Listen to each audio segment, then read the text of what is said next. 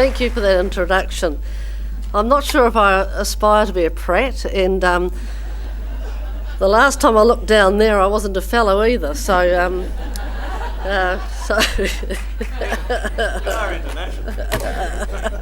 anyway, thanks for the introduction. And thank you to the organisers for your generosity, and particularly to Marinda Epstein and Flick Gray, who are a team inside our community who run a mental health initiative for people who use mental health services called Our Consumer Place. Now I'm going to start with a song and some images. The song is by a friend of mine who has experienced mental health problems, and her name is Sam R.B. Hanna. I couldn't afford an ad agency to put these words and images together, I'm afraid, so I've got very rudimentary. I do have some knowledge of PowerPoint though. Someone was having a go at PowerPoint this morning. I think PowerPoint's great. But unfortunately I couldn't get the ad agency onto it. I just don't have that sort of money. Anyway, here we go.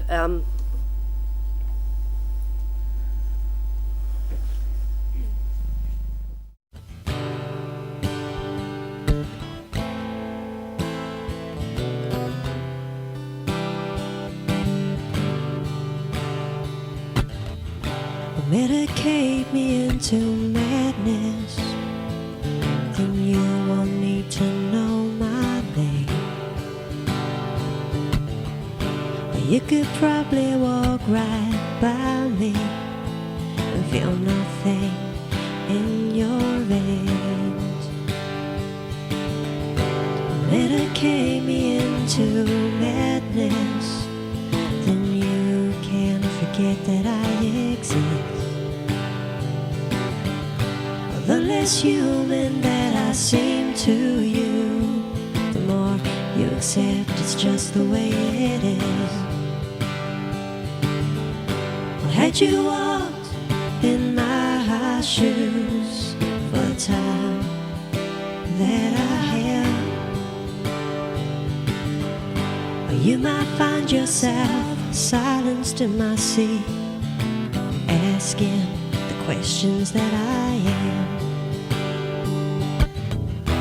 Don't flatter yourself by assuming that you are better than I. We are all very different, but we are much the same. We are much the same. Medicate me into madness, shut me up, throw away the key. Or had I had a chance to talk with you, you would find we're not all that different, you and me. Medicate me into madness, then you can pretend you're not like me.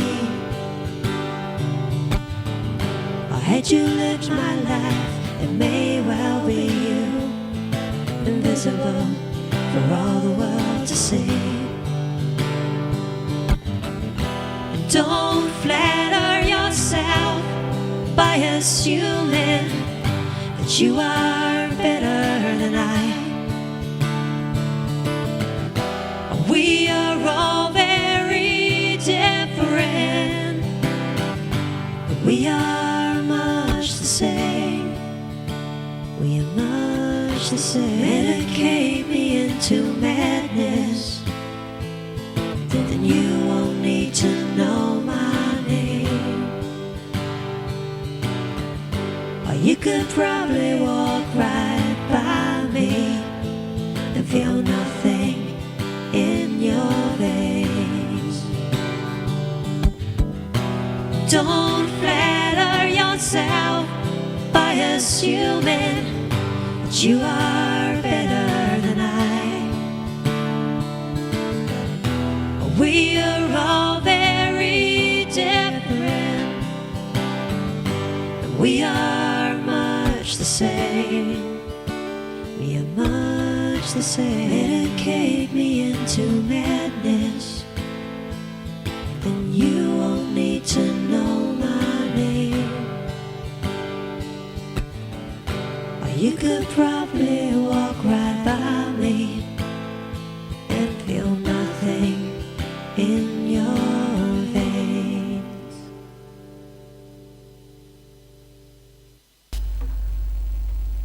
Well, that is just a few illustrations of what I think is a terrible history in the treatment of people who've been labelled mad.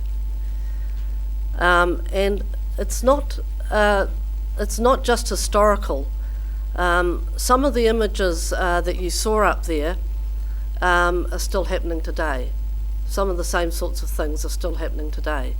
And they're not just happening in rich Western countries now. There's the pharmaceutical industry and psychiatry is doing the same sorts of things in developing countries.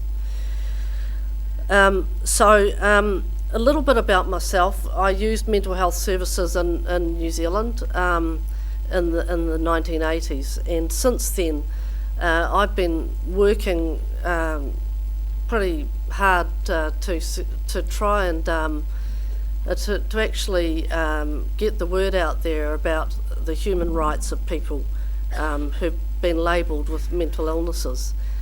Now, I use the word mad in here. It's a controversial word.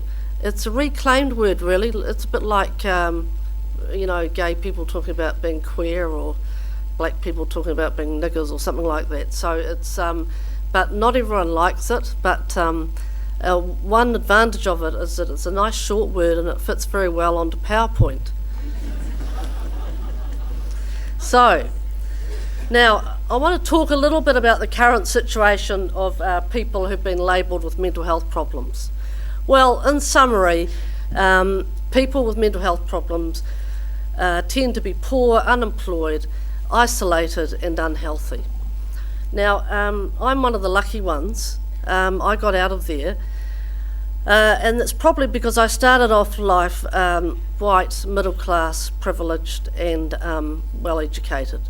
But if you don't start off with those advantages and you hit the mental health system, you're very likely to end up as one of these statistics here. Now, so what we have is people who die 10 to 25 years younger than average, and that's excluding for suicide. 75% of us are unemployed, more than any other disability group. We're 3 times more likely to be in debt than other people in the population, and we're not talking about mortgage debt here. We're 3 times more likely to be divorced, and many people who've used mental health services are single, and 50 to 80% of us never have children. When I first used services, the psychiatrist called me into his office and said, "You have a major mental health problem, and you will really have to lower your horizons. I'm afraid you won't really have a career." In fact, he was grooming me for a career as a chronic psychiatric patient. And he also said that I shouldn't really have children, or I should think very hard about it, because I might pass on my bad genes, the ones that you pass on when you're reproducing, not when you're swapping clothes. So basically, it's hard to. There aren't many groups in the community that come up with statistics like that. I think probably Indigenous Australians are worse, but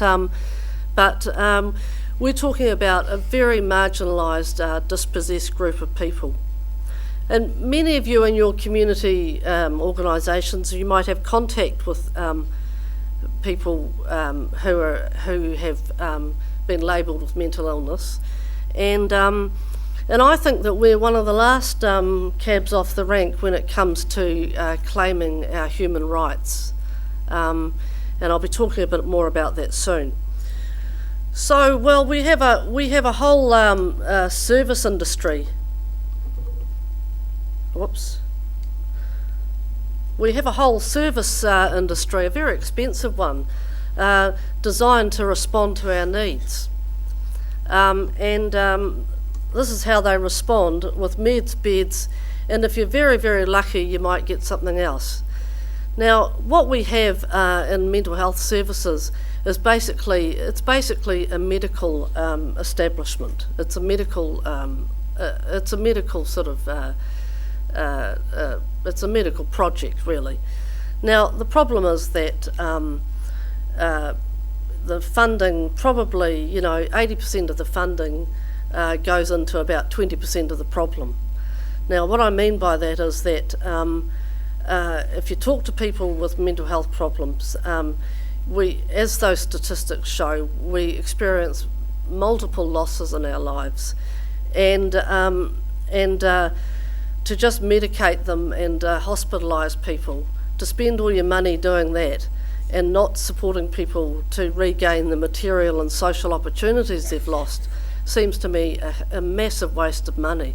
And every time people in mental health say, we don't have enough money, well, I just see an incredible waste of money when it comes to cost effectiveness in mental health services.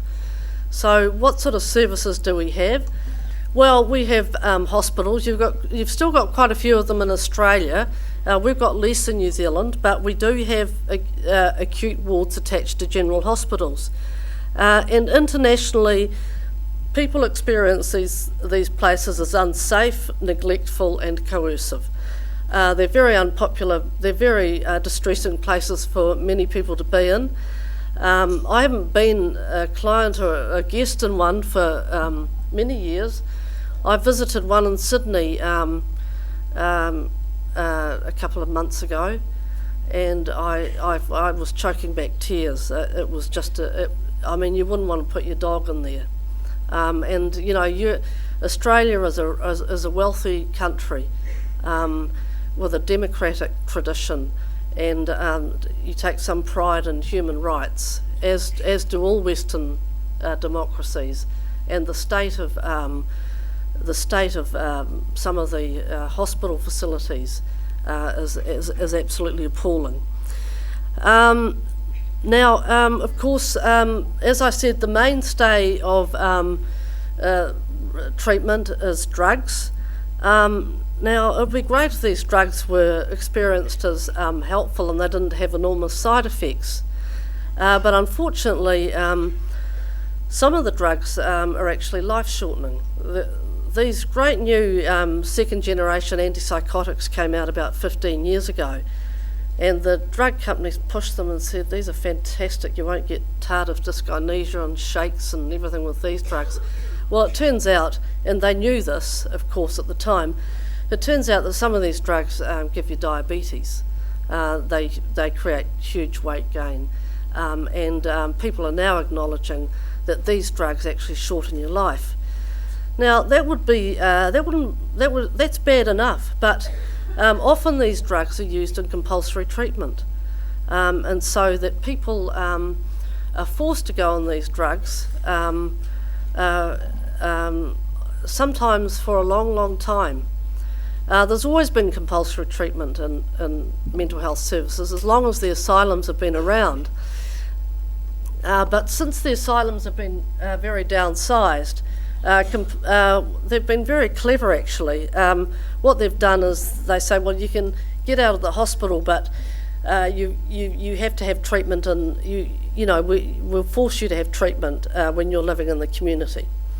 Now, that's not for everyone, it's for a minority of people by the time you get to community treatment orders. But there's I think, particularly in Australia and New Zealand, there is an alarming lack of worry about the infringement of human rights that goes on, and the lack of legal protections, the farcical legal protections. In Victoria and in New Zealand, we have mental health review tribunals for people who want to get off these community treatment orders. In New Zealand, about 1 in 25 people who apply get off these orders. And I think the figure's similar for Victoria. So that's an issue that is going on. That's one response we have from mental health services.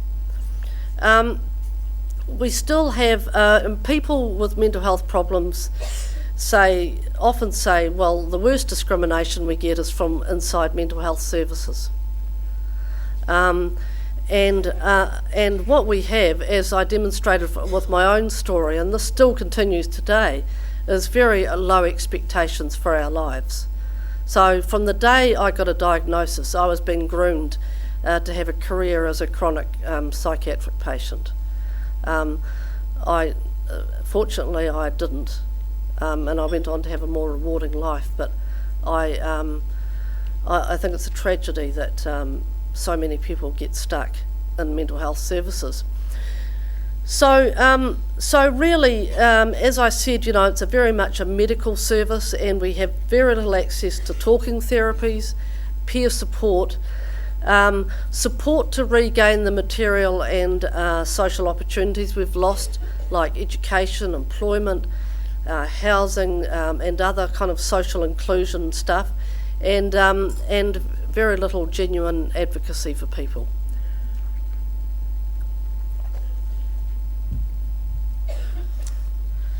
So why do we do this? Why do we respond to people in this way? Well, here's one answer. It says tradition. Just because you've I can't quite what's on here. Just because you've always done it that way doesn't mean it's not incredibly stupid. And how many times, I'm sure people here are interested in social change and social justice. How many times have you thought that about the way societies and governments and the state responds to people who are somewhat different? Well, as you can see from those history slides at the beginning, the mistreatment of people with mental health problems has been endemic forever. Now, at the beginning of the asylum era 200 years ago, when they started building those huge, elaborate Victorian buildings, they were full of good intention and hope. And in fact, they used to boast about the recovery rates of their clients. But of course, the Victorian asylums filled up, and of course, conditions deteriorated. But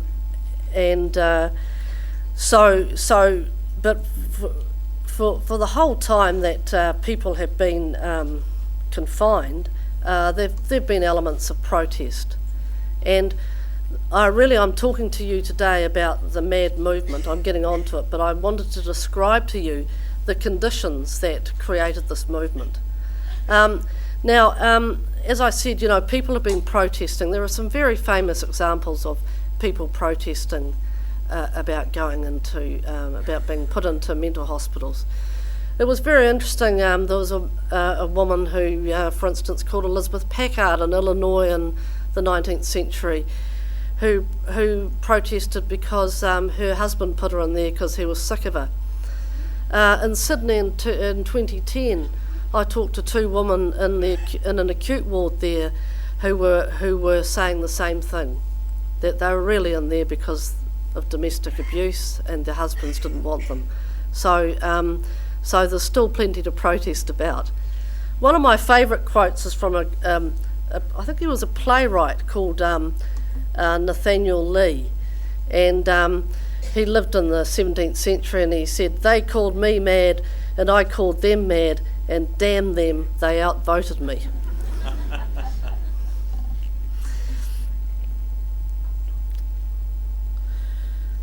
Oh, right, okay.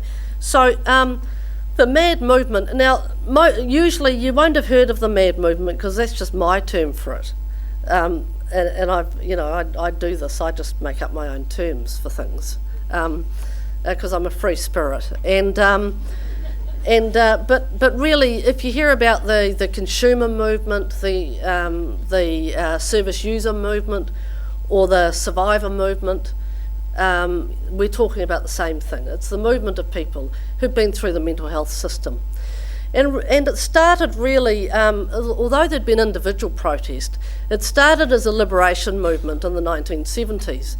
And it really was riding on the same wave as feminism, the gay rights movement, and the civil rights movement. It was very much about, liberation from oppression. And this was the language that was used, and quite appropriately too, for the time. Now,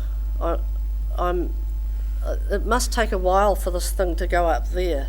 Oh, look there.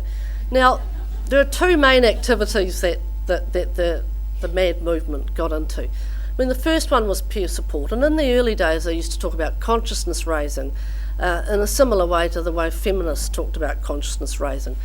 And so people were sharing the trauma, the feeling of oppression they had from being through the mental health system. And it was very much about empowering the self and empowering each other. And that continues today in various forms. The other arm of the movement, of course, was political action. It wasn't about changing ourselves and changing our own narratives. It's actually also about coming up with our own analysis of what had been going on. And in the very early days, there was an enormous rejection of psychiatry. I mean, things like all movements, there are much more moderate people around now who don't reject it. They reject parts of it, but they say they benefit from psychiatry too. And it was very much focused around campaigning against forced treatment. Now, just a little picture for you. That's Van Gogh. He cut his ear off and posted it to his wife. He had some mental health problems. I'm not sure if he sniffed his paint or what happened, but they don't really understand what was going on with him. But he did some pretty drastic things, and he did the self-portrait of himself, looking pretty sad after he cut his ear off and posted it to his wife. And I found this other portrait of him on Google actually, and that's entitled Van Gogh on Prozac. Now, the thing that really strikes me is he's got a beautiful set of dentures there, but his ear's actually grown back. And I don't know whether this is the Prozac or what it is, but it is quite magical. Now, of course, the MAD movement. I just want to go into a little more detail about the thinking in the MAD movement. Of course, really at the very core of discrimination against people with mental health problems is the view that madness is it's a forbidden experience. It's an experience that's very low on the hierarchy of human experiences. It's something that people are very fearful about. And since medicine got hold of it, it's been it's been seen as a pathology and not a legitimate experience. Now,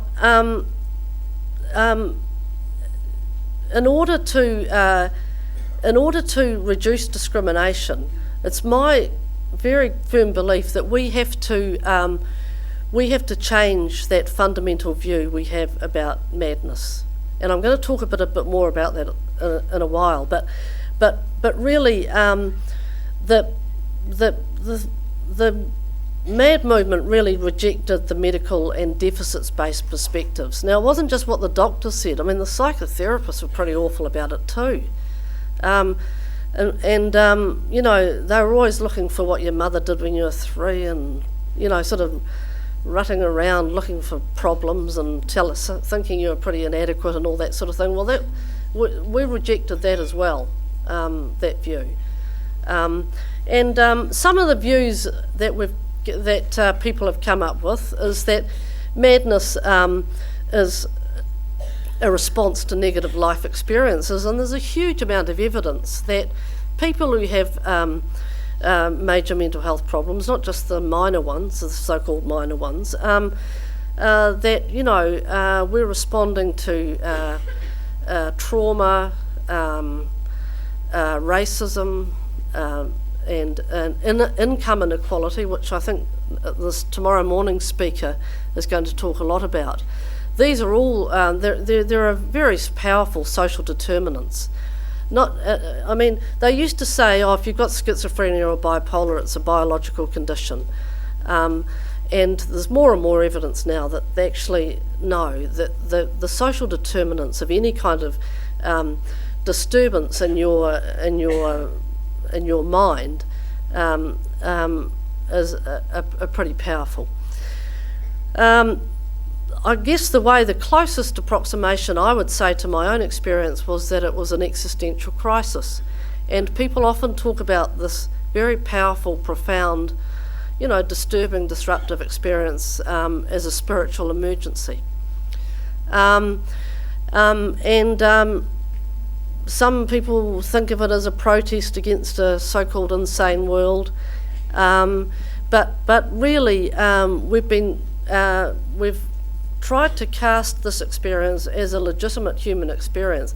It doesn't mean to say it's a nice one, most people don't enjoy it. Most people certainly don't enjoy all of it. But it's an experience that value and meaning can be derived from. This is very slow. Very delayed response. It's probably on antipsychotics. I'll try again. On power. Okay, now this conference is about power, and as you could predict, we've got some pretty strong feelings about power, that the mental health system and society has been pretty oppressive and discriminatory, and that we must claim our own power, our own self-determination. We've got to claim our own expertise and our full citizenship.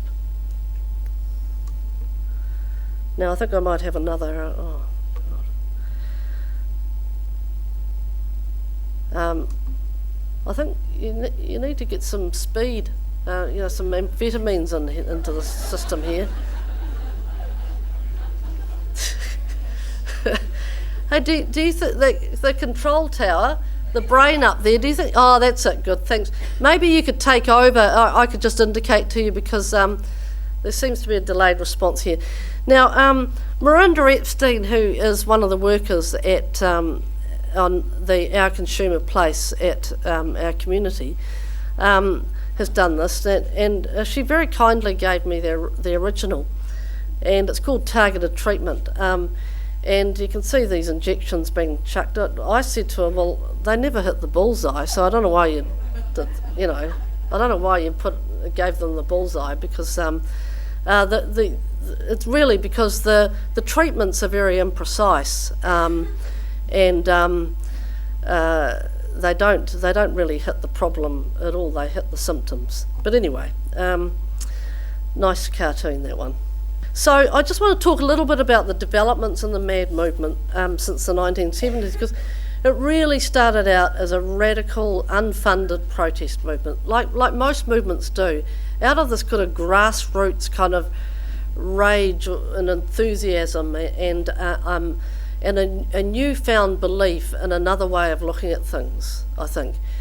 But in the 1980s, the mental health system started to think, we want to start involving people in our services, and so that they can help us make decisions. And so there was a much more moderate element that came into it, who were much more prepared to work with the system. And of course, even those of us today who might have some old radical roots, we tend to work with the system.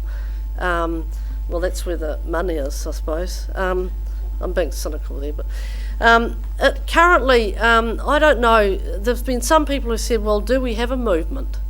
And yes, we do. It's very diffuse, it's very fragmented, and it's poorly resourced. And I want to give you an indication of how poorly resourced and poorly documented it is. There's no university department in the world that has a department of MAD studies. There may be one soon. So we don't have an intellectual infrastructure. If you look at the women's movement, there have been plenty of rich women around who could help to fund it. And even the civil rights movement in the US in the 60s was funded by some pretty wealthy churches. And so we're a very scattered and very poorly documented and resourced movement. And this is something that continues to pain me, but I won't bore you with that. But I think it's an issue that I would like to see more resolved in the future. Now, I've talked to young people because, as you can tell, I'm sort of middle-aged, and I've talked to young people about, well, where's this movement going to go to in the future? Because, let's face it, young people aren't staying in institutions for as long, but there's still a lot of young people and middle-aged and old people getting a terrible time inside mental health services, and they need the same kinds of supports and opportunities to think differently, and empowerment and all those sorts of things that we had, but they don't want to label themselves as part of the consumer or survivor movement. And it's quite interesting, I think, that we labelled ourselves so tightly. In fact, in the 80s, anyone who'd gone to the GP for a bit of Prozac who came along to one of our meetings, we were very suspicious of them because they weren't depressed enough or they hadn't been through the system enough. And I think, in fact, we labelled ourselves very much in the way that we'd been labelled by the institution. And it was a very bounded identity we had. And I think there has been a little bit of progress in mental health services, and people aren't so locked in to the institution in the way that they were 20 or 30 years ago. And I think the identity they have is also less bounded than ours. But certainly the issues are remaining, and there are younger people like Flick here, who's actually called Felicity, but she prefers to be called Flick. And so it's great to see younger people coming up and doing this work. Now I just want to give you some examples of the kinds of, Flick, yeah, the kinds of things we do, and I hope you can see this, but there's just a few sort of labels. We do a bit of branding too, actually. That's interesting, isn't it? We probably do it mostly on our own.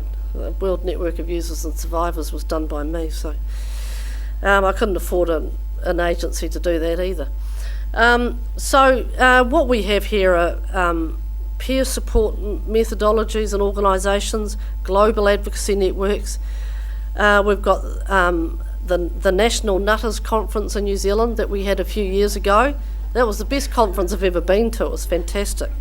Festivals, the Bonkers Fest that happens in London, and this Creative Roots. Now I don't know if you can see that there, but it's the evolutionary, the evolution of humankind, and starts off with a chimpanzee or something, and it ends up with a guy, with a person, a nutcase. It's got a peanut head, so that's pretty good. Mad Pride. There's been Mad Pride in Australia. They've tried to trademark it, but we're resisting that. And there's been online groups, and down right at the bottom there you can see the ourconsumerplace.com.au if you want to visit it. That's the initiative within our community that is by consumers for consumers. So a huge variety of activities. Now the changes since the 1970s, well, they've been mixed, and isn't this true of life? We have this great notion when I was started this 25 years ago, as a very young woman actually, I thought, we have this notion of progress, don't we? It's in all our narratives, the politicians talk about we're going to crack this problem. It doesn't matter that it's been going on for 30,000 years. We're going to crack it in the next term of government. There's this idea of progress, and unfortunately life doesn't work out that way. Some things get better and some things get worse, which is bloody annoying if you're an activist, but that's just the way things are. And so we've had the downsizing or closing of old institutions. You haven't gone nearly far enough in Australia. You still love your hospitals too much, and look at the state of them. And of course, there's been more community-based services, and there's more opportunities in community-based services. It doesn't mean to say they're any good, but there is more scope for delivering what we call a recovery-based service. And I'll just tell you a little bit about what recovery means in mental health. It's a term I'm very ambivalent about, but basically it's a post-institutional philosophy. And the most paramount thing about recovery is hope. I mean, you saw in those images the loss of hope.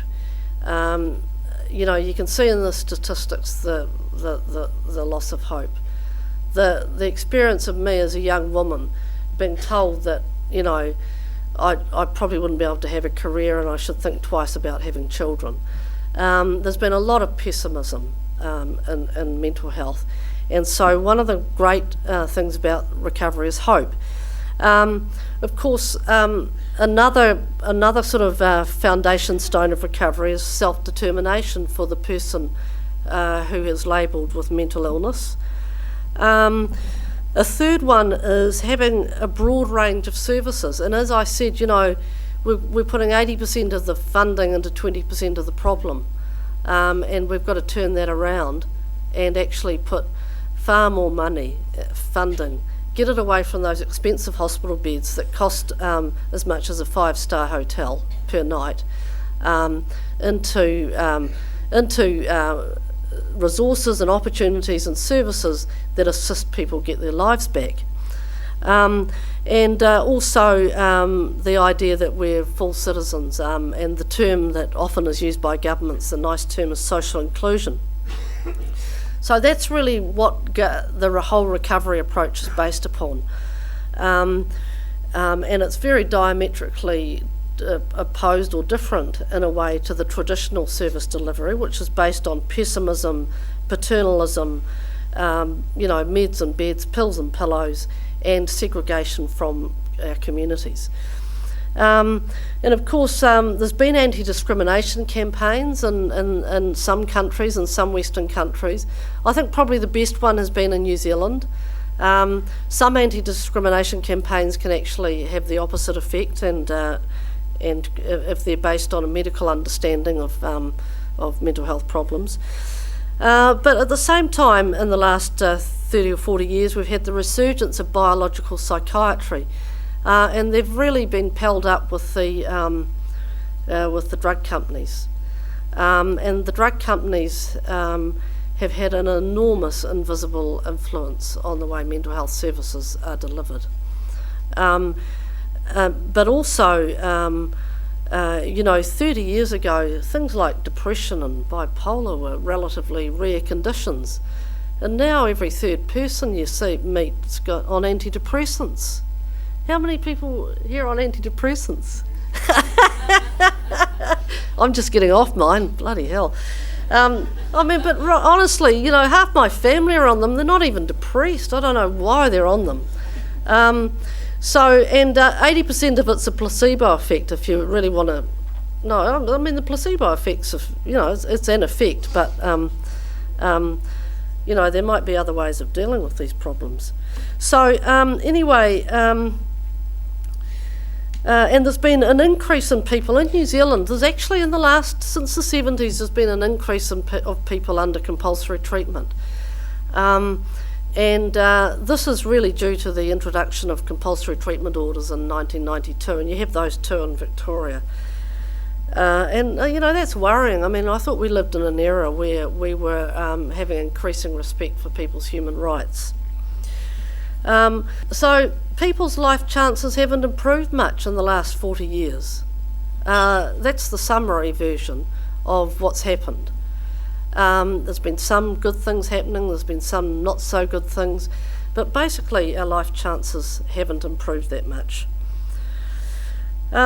So what do we need? But before we do that, well, here's another cartoon from Marinda, and this is about changing the culture. And any of you who have been inside a mental hospital will know that nobody goes up to you and says, "Medication, madam." Not unless they're being terribly sarcastic. So this is about a cartoon about changing the culture. Now, so what needs to happen? Well, first of all, we need changes to the service systems. And we're not just talking about mental health services. I mean, one of the unfortunate things is that everyone's got sort of dumped into, people get dumped into mental health services, when in fact we need services from multiple sectors, and we're not getting a fair deal from these multiple sectors, I don't think. First of all, it's moderated. Okay. So first of all, the community and the services.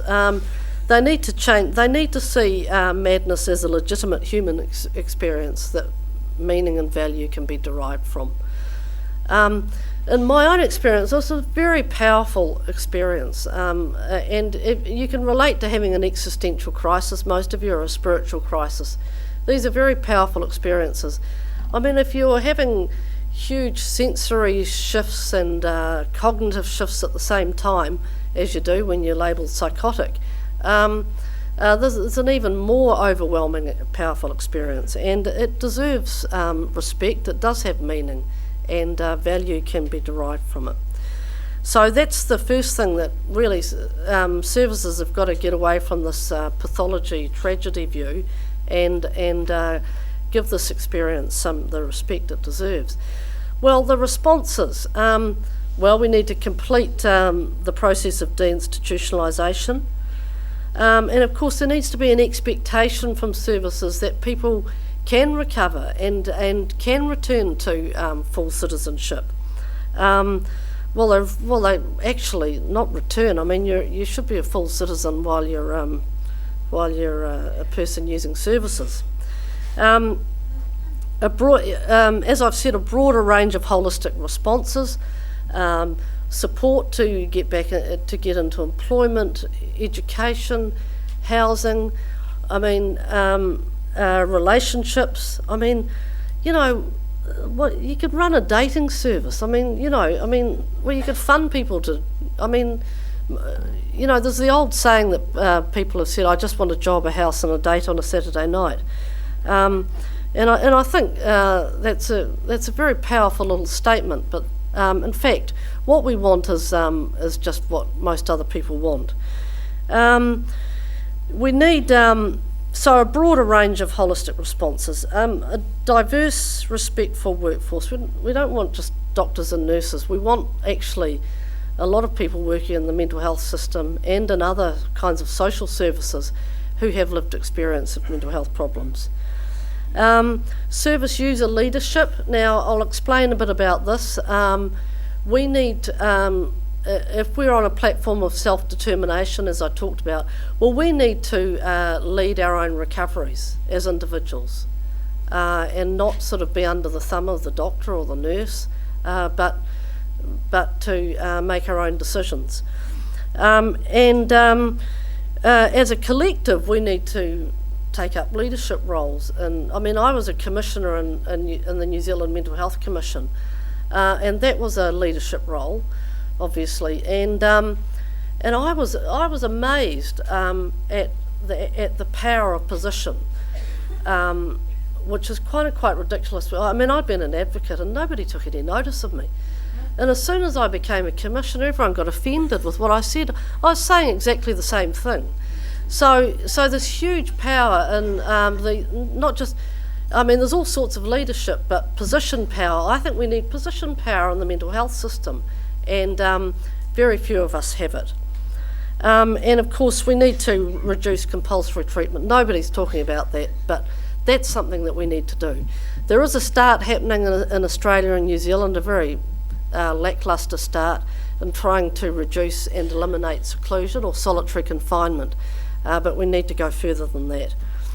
Right, so the changes we need in society, well again, it's not just mental health professionals who need to reframe madness, it's the whole community. And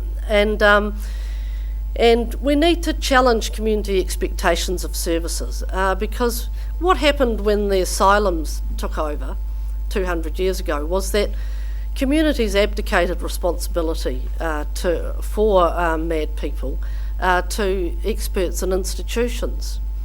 And of course this hasn't just happened in mental health. This is a well-known phenomenon. And we're still doing it, and it's very interesting. I find it fascinating that every time there's a so-called incident that gets into the media, the services are fully to blame for it happening.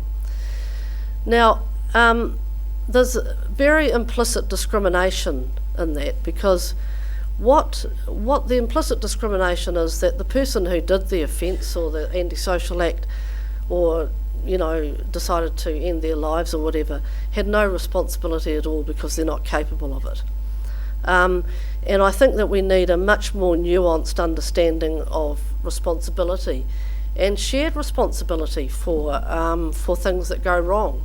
For those of you who are familiar with mental health services, they're obsessed with risk. Have you ever come across they're just totally obsessed with it. God, I mean, we've never lived in a safer environment. If you walk down the road in the Middle Ages, you just get clobbered. But no, we're just obsessed with risk in our culture, which is really interesting because it's never been safer. And of course, people with mental health problems are about as likely as an 18 to 25-year-old male to do antisocial acts and so on. But perhaps we should lock them all up. I don't know. But really, we've got to get a much more sophisticated understanding of what risk is and who's responsible when things go wrong. I mean, it's just ridiculous to put it all on services. It's totally ridiculous, and it's just not an accurate picture of the world. Of course, the best way to reduce discrimination is to be in contact with people who have been labelled mad or whatever the discriminated against group is. So hopefully some of you will go away today and think, those mad people, they're not that mad. Maybe, I don't know, you might have a different idea after seeing me up here talking. But anyway, exposure to mad people is to the discriminated against group is terribly, terribly important. And it's not just about people getting up at conferences and talking.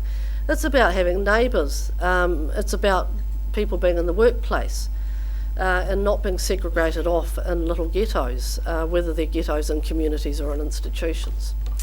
Anti-discrimination campaigns, I think, are important. It would be great if you had one in Australia, but you've got to be careful about how you pitch those.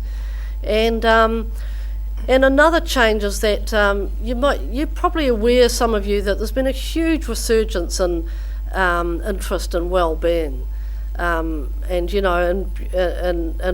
Western democracies in the last 15 years, or happiness, or social capital, or positive psychology, or all that cluster of things is about how do we create a community or a society where we create the conditions where people can have optimal well-being. A very reasonable question, since we know that economic growth and affluence hasn't increased well-being. I think that the whole recovery approach that I was talking about, with the platform of self-determination, social inclusion, a broad range of services, and what was the other one? And hope, fit very well into the very well into the whole population wellbeing agenda, and I don't think we should be left out of that. We're a group in the population whose wellbeing is most under threat, and we should be very much included in the population wellbeing agenda, because traditionally, if you know anything about this, you see these charts that people write, these continuums, and they have mentally ill people at one end and mentally healthy people at the other end. And the mentally ill people get treatments and services, and the mentally healthy people get, promotion and all those nice things. And what we're saying is that actually we need promotion and actually recovery. The recovery approach is actually, in a way, it's mental health promotion for people who have mental health problems. So just before I end, I'm just going to, anyway, we need allies, and we need you as our allies. And if you just please, if you take away one message, please take that message away. Oh yeah, now this is I like this cartoon. It's the National Alliance of the Morally Inexcusable. And he's saying, better that 10,000 homeless eccentrics be doped up than one dangerous wacko goes unmedicated. Now, I've got this sign hanging on my door. I love it. Blessed are the cracked, for they let in the light. Now, I'm just going to end with a funny. Have you heard of Onion News? And it comes from the US. It's a sort of takeoff. Well, this is from Onion News, and I thought we'd just end up on a humorous note because it was a slightly heavy start. Although I don't know if it was as heavy as those ads we saw.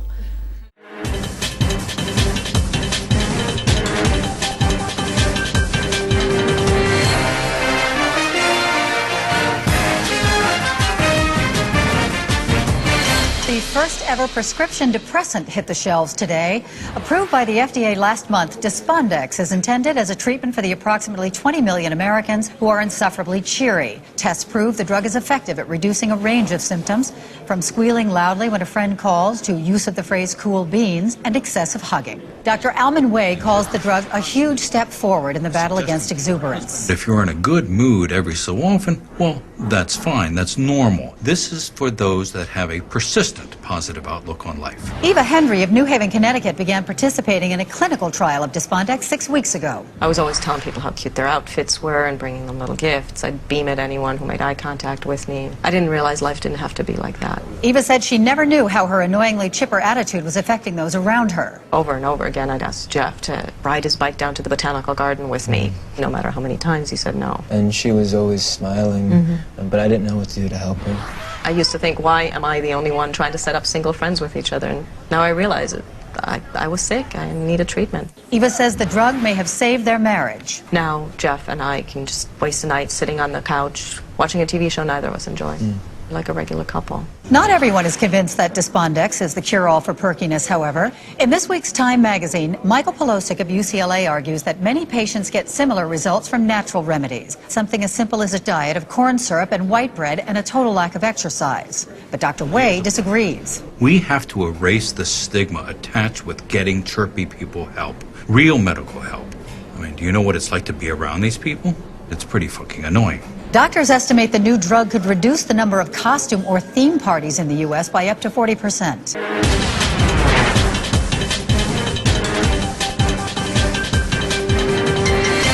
Okay, well, thank you very much for listening.